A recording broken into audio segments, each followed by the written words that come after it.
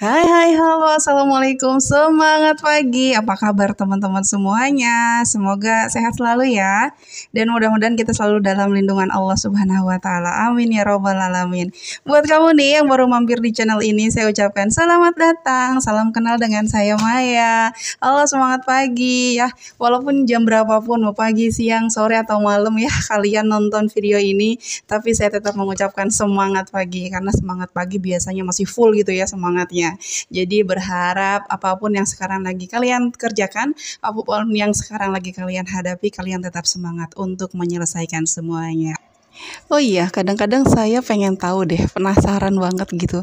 Teman-teman tuh dengerin atau nonton video saya ini sambil ngapain sih sebenarnya? Ada yang mungkin sambil beres-beres ya, jadi sambil dengerin saya cuap-cuap gitu. Atau mungkin ada juga yang duduk sambil ngeteh, atau mungkin sukanya yang dingin-dingin sama kayak saya, bikin es kopi dan juga cemilan, cemilan 10. Yang lagi ngaku mau diet gitu ya, pengen berat badan ideal, tapi sayang hobinya ngemil terus, cung-ngacung, sama deh kayak saya. Jadi saya nggak perlu khawatir ada temannya berarti ya. Pokoknya sambil ngapain pun kalian, aduh ribet.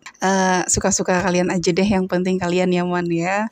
Oke, kali ini di video Teras Kamaya mau bahas atau mau sharing mengenai udah 2024 tapi kok hidup aku masih gini-gini aja. Waduh, berat ya. Pernah nggak sih ngerasa atau mungkin kalau lagi gabut tiba-tiba suka kepikiran, hidupku kok gini-gini aja ya? Kenapa ya? Atau kenapa ya, lihat hidup orang lain kok kayaknya enak banget ya, kayaknya lancar gitu, nggak pernah ada masalah. Kenapa sih ya, kok saya lihat kayaknya orang lain tuh kayaknya beruntung banget sih hidupnya, nggak kayak saya. Rumput tetangga kenapa selalu lebih hijau? Jangan-jangan rumput sintetis. Tenang, tenang, punya pikiran kayak gitu bukan berarti kita aneh kok. Sadar nggak sih kalau kita tuh nggak sendirian lagi. Dalam hidup pasti ada ketemu momen seperti itu kok. Momen dimana kita ngerasa lagi ada di titik terendah. Momen dimana kita ngerasa hidup kita ini udah yang paling sulit dibandingkan orang lain. Cuma sebenarnya masalahnya nih nggak semua orang mau menunjukkan galaunya mereka. Ada yang karena gengsi, ada yang karena ya nggak terbiasa aja untuk curhat dan lebih memilih untuk menyimpan sendiri. Kadang kebanyakan dari kita itu cuma mau lihat hasil gitu ya, nggak mau lihat prosesnya. Siapapun orang yang berhasil, mereka itu pasti pernah ngalamin yang namanya berdarah-darah gitu ya. Pasti pernah ngalamin yang namanya susah, sedih, dihina, dijauhin orang-orang terdekat gitu ya. Mau teman, tetangga, bahkan saudara. Kita nggak lihat air matanya mereka saat netes aja gitu loh. Kita nggak ngelihat saat hati mereka tuh luka-luka, babak belur gitu. Yang kita lihat itu setelah mereka jadi, setelah mereka itu berhasil, kita ngeliat enak banget. Padahal kalau kita mungkin lihat prosesnya dari dia memulai gitu kan dari nol, mungkin kita juga akan ngelihat bahwa oh prosesnya dia itu ternyata setajam itu, seterjal itu gitu. Pernah dengar ada satu cerita, ini tuh kayak sinetron banget, tapi ternyata fakta gitu kejadian. Jadi ini cerita teman saya tentang bosnya dia gitu ya. Si bosnya ini dulu waktu belum punya apa-apa, waktu belum berhasil gitulah sama bisnisnya. Dia itu pernah cerita sedih banget mau makan itu, biar bisa makan sampai harus nyari sampah dulu gitu ya. Kebeli satu bungkus soto, ini ceritanya mereka tuh punya anak dua, beli soto satu bungkus, terus dia minta, Bang banyakin kuahnya gitu. Sedih deh kalau denger ceritanya. Banyakin kuahnya, akhirnya pulang ke rumah mereka makan sama anak-anaknya berempat. Sotonya itu dimakan sama anak-anaknya dan si suami istri ini makan cuma kuahnya aja. Begitu selama berbulan-bulan karena memang nggak ada pekerjaan yang bisa mereka kerjain lagi selain itu untuk saat itu gitu ya. Nah sekarang di saat mereka udah berhasil, orang-orang yang dulunya nggak mau kenal sama dia, orang-orang yang dulunya kayak kalau ngeliat tuh, wah dia nih mau minjem duit nih kayak gitu. Sekarang pada datang, yang dulunya nggak kenal tiba-tiba sekarang jadi sok kenal lah, itu kasarnya gitu ya. Mereka mau pergi kemana aja, ayo, mau beli apa aja, ayo gitu ya. Sekarang lihat apa-apa tuh udah nggak ngeliat harga lagi, diistilahkan gitu. Padahal kita ngelihatnya hidupnya dia tuh enak banget gitu ya. Kita lupa gitu. Oh zamannya dia dulu lagi susah, mau makan aja sampai cuma sama kuah doang gitu. Nah sekarang teman-teman yang lagi nonton channel ini, ada nggak yang pernah ngalamin makan cuma bener-bener sama kuahnya doang? Jadi kalau belum pernah ngalamin itu, jangan ngerasa hidup kita itu paling susah.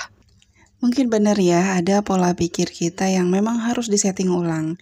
Jangan pernah memasang standar hidup orang lain untuk di kehidupan kita.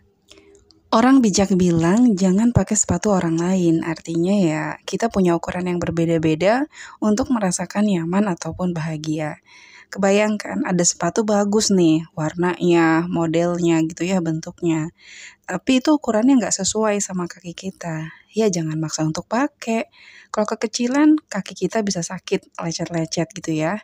Nah, sementara kalau kebesaran juga nggak nyaman buat dipakai. Pakai sepatu yang memang ukurannya sesuai sama kaki kita. Meskipun mungkin nggak sebagus sepatu yang tadi, tapi cukup nyaman untuk dibawa jalan santai dan juga siap untuk dibawa berlari. Setiap bunga ada waktunya masing-masing untuk mekar. Begitu juga dengan kita. Santai aja, karena hidup bukan perlombaan. Dan saingan kita bukan orang lain, tapi diri kita sendiri. Contohnya, ketika kita ngerasa bahwa, oh saya pengen punya rumah yang bersih dan rapi. Nah, tapi di saat yang bersamaan, kerjaan kita cuma rebahan aja atau scrolling-scrolling. Itulah saingan kita yang sebenarnya, yang kadang-kadang nggak kita sadarin. Saingan itu bisa berupa rasa malas, rasa takut, rasa khawatir, rasa apa lagi ya, rasa kecewa, dan rasa-rasa negatif lain itu bisa menjadi saingan kita yang kadang-kadang menahan kita untuk bergerak maju. Teman-teman, ketika kita setiap detik membandingkan hidup kita dengan orang lain, itu artinya kita sedang membuat diri kita sendiri menderita. Why? Kenapa? Ya karena faktanya akan selalu ada orang yang lebih dan lebih lagi dari kita. Lebih keren, lebih cantik, lebih pintar, lebih rapi, dan lain-lain. Makanya kita lebih baik fokus aja sama jalan yang lagi kita jalanin. Nggak perlu liatin terus-terusan peta hidup orang lain. Nah, daripada kita membandingkan kita dengan orang lain, mendingan kita fokus aja sama target yang udah kita buat dan belajar mensyukuri hal-hal apa aja yang udah kita lakukan dan hal-hal apa aja yang udah kita dapatkan. Mulai sekarang yuk kita coba menghargai diri sendiri. Kita menyayangi diri sendiri, badan kita, jiwa kita yang udah berjuang nemenin kita sampai detik ini. Kalau kita memang berada di lingkungan orang-orang yang tidak menghargai kita, tidak menyayangi kita, di lingkungan orang-orang toksik, ayo kita mundur secara teratur dan temukan lingkungan yang memang mau menghargai kita, menerima kita apa adanya, dan kita akan hidup lebih bahagia lagi, dan juga kita lebih merasa dibutuhkan.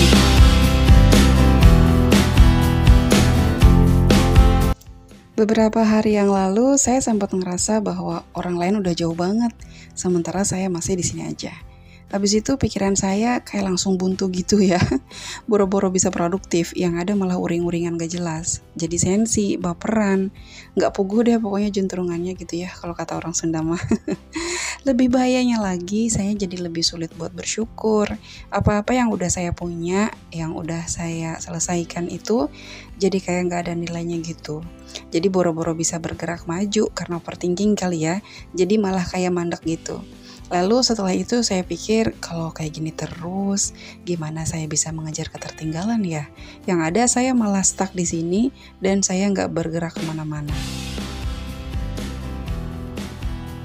Memang betul ya, kita kan hidup bersosialisasi, kanan kiri gitu ya, hidup berdampingan. Mau gak mau kita ngelihat apa yang mereka udah punya, lalu apa aja yang udah mereka selesaikan. Mau gak mau itu kan mempengaruhi pola pikir kita. Tapi memang perlu diyakini juga bahwa kita ini semua lagi menyelesaikan kertas ujian kita masing-masing. Jadi kita nggak perlu menyamaratakan kita udah sampai di mana gitu ya, karena soal kita kan beda-beda, nggak sama, jadi nggak mungkin dijawab dengan jawaban yang sama. Mau kata orang kita lambat, kita kalah, atau apapun itu yang namanya kata orang nggak usah didengerin gitu ya. Karena selama kita berada di jalan yang benar, kita nggak pernah nyenggol orang, nggak pernah nyakitin orang, insya Allah hidup kita baik-baik aja. Yang lagi mampir di teras Kamaya, coba jawab jujur. Pernah nggak sih sebelum tidur ambil waktu 5 atau 10 menit gitu untuk ngobrol sama diri sendiri? Ayo coba. Sekarang yang belum pernah boleh nih dicoba. Ngobrol sama diri sendiri sekitar 5-10 menit lah sebelum tidur. Bilang makasih karena udah ikut berjuang sekeras ini. Bilang maaf karena kita tuh sering maksa badan kita, pikiran kita untuk selalu terlihat sehat, selalu terlihat kuat gitu ya. Nggak boleh cengeng, nggak boleh capek, nggak boleh sakit, nggak boleh nangis, nggak boleh dan nggak boleh. Semuanya nggak boleh. Bahkan untuk sekedar memberikan haknya untuk beristirahat, kita selalu abai, pura-pura nggak dengar. Kadang kita berusaha sebisa mungkin dengerin curhatan orang lain, tapi dengerin apa yang hati kita katakan, kita nggak mau. Aneh banget kan?